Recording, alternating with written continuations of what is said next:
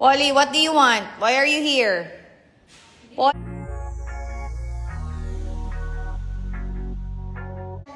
Okay, come up. Cinderella is here. You like Tata's house?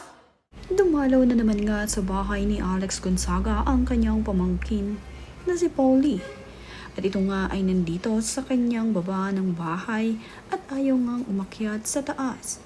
At dahil naka-bedrest nga ang kanyang tata Alex ay hindi ito masyadong naglalalakad. Kaya naman itong si Polly ang kanyang pinapaakyat dito sa taas upang maibigay nga ang kanyang regalo na inihanda para dito sa pagdating ng kanyang pamangkin.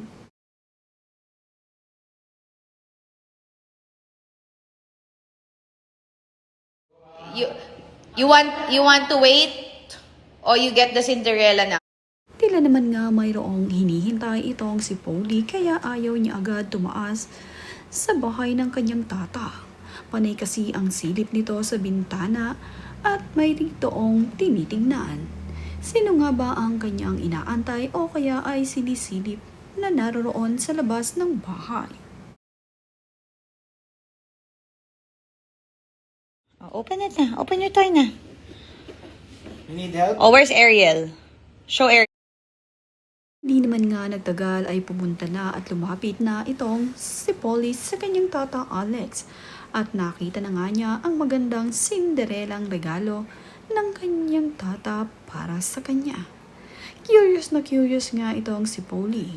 Paikot-ikot nga na tinitignan niya at iniikot-ikot ang box ng Cinderella na sinasabi ng kanyang tata. Agad ngang nilaro ni Polly nang mabuksan ang laruan, kaya naman itong si Alex ay tuwang-tuwa sa kanyang pamangkin. Where's Ariel? Where's Cinderella?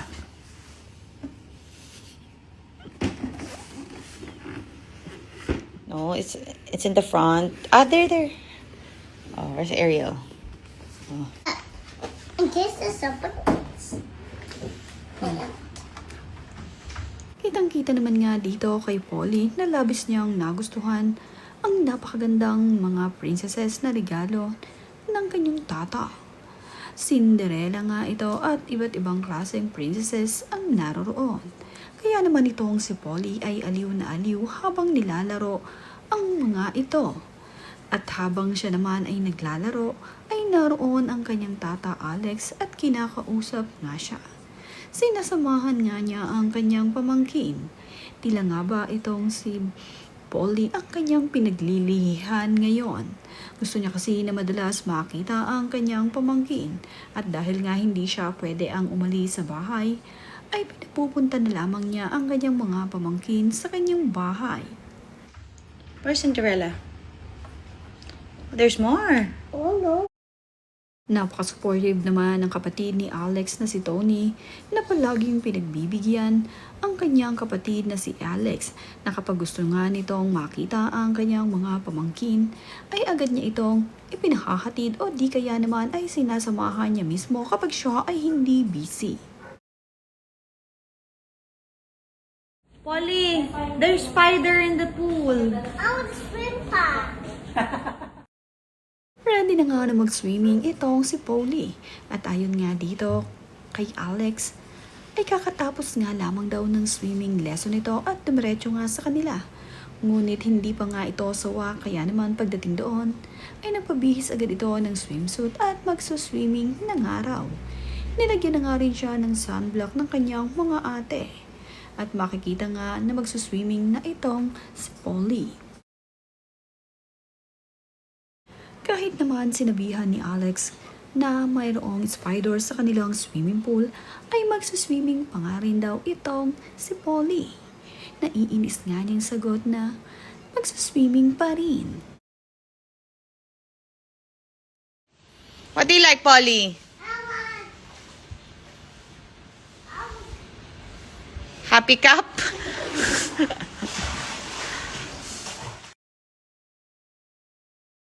Kapag swimming na nga ang batang maliit na si Polly at kitang-kita naman na masaya at naka-smile pa nga ito dahil nakalubog na nga siya sa tubig at humihingi pa nga ng happy cup habang siya ay nasa swimming pool.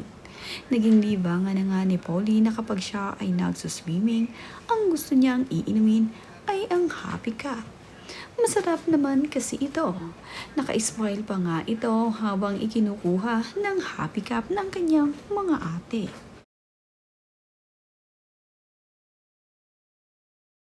Satisfied naman nga ang cravings nitong si Alex. Nag-crave nga ito ng puto at agad naman nga siyang pinadala ng puto at inuwian ng kanyang asawa na si Mikey Murada ng masarap na puto na galing pangaraw ng lipa. Spoil na spoil nga itong si Alex dito sa kanyang asawa na si Mikey na ang lahat nga ng gusto nito ay ibinibigay niya para sa kanilang baby. Pati nga ang kanyang kapitbahay ni si Pauline Luna ay madalas magpahatid ng mga pagkain dito kay Alex.